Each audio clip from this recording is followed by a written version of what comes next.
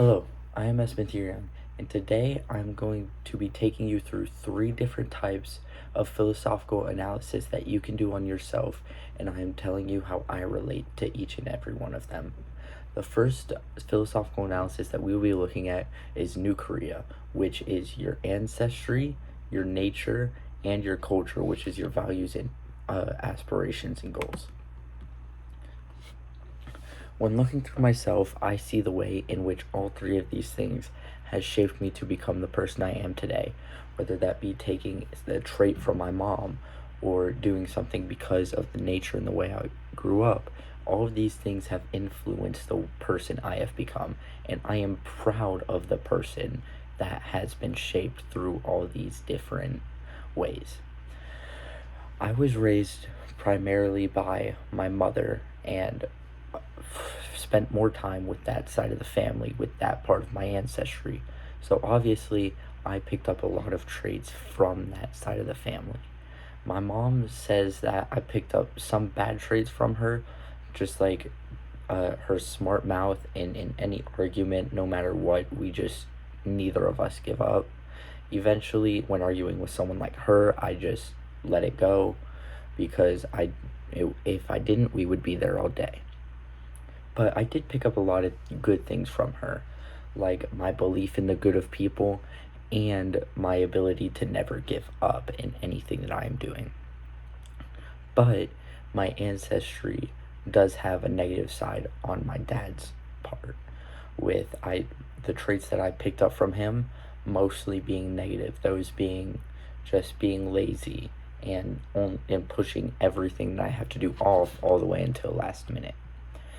Now, my nature did not affect me in the way that you might think. The nature of the people around me and the place I have been was hostile when I was growing up. I saw some things growing up that I will not forget for the rest of my life. I don't want to go into it here. But in spite of this, and this drove me to become a better person, not only towards people in my close circle or people around me, but also just in general. It drove me to become a nicer person to everyone around. And now, my culture, which is specifically my goals and aspirations, drove me to become the best person I can be.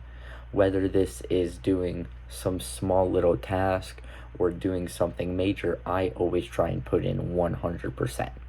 Because if I don't, I won't be able to reach my goals because I am shooting high for what I want to be, and I have to keep my foot on the gas and go at 100% to be able to become that type of person and that career as well. The second philosophical ideal that we'll be looking at is Libra, which is your interactional self, which is not just the interactions you have on the outside when presenting yourself towards other people, but it is also what you believe on the inside, your inner thoughts, and everything going on. I hold myself to a higher standard when interacting with other people, and I hold myself to that in my own mind. This is because I believe every single person should hold themselves to a higher standard than anyone else holds them to.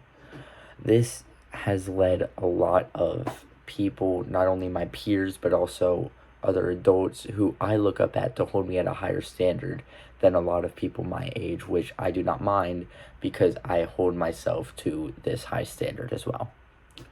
But this high standard has caused me to do a lot of things that could be done 50%, 75%, but I do it with 100%.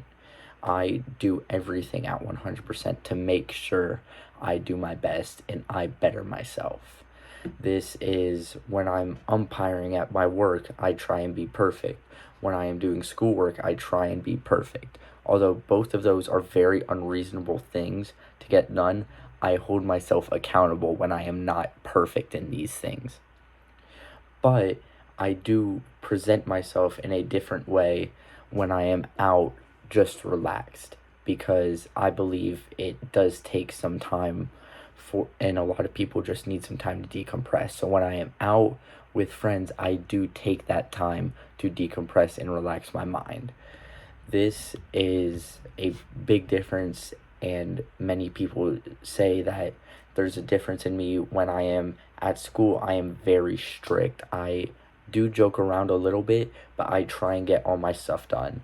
In the workplace, I find a healthy balance because the place I am is very lenient, and I've been doing it for so long that I can just joke around, but I am still serious because it is a serious job. But when I am out with friends, I do hold myself to a higher standard when presenting to new people, but out with friends, I do let myself relax a little bit because if not, honestly, that is too much pressure on one person, and I don't think anyone can be that strict all the time and have that high standard, or else something bad would happen because they would not be able to handle it. The final aspect of philosophy that I will be looking at is by Jan Mohanty in his Layers of Selfhood. This is the body, subject, ego, self, and person that all make up you as a whole, as seen by other people. My body is seen by many people as who I am, but I do not see it as a reflection of my personality or my identity. Because when I look at myself in the mirror, I can look at my personality, my identity, and see someone who I have grown up with for the last decade, who we look nothing alike, who we come from different backgrounds, different everything. Yet, despite all of that, we have always, for the last decade, been on the same page in everything, personality, identity, no matter what, we are the same person.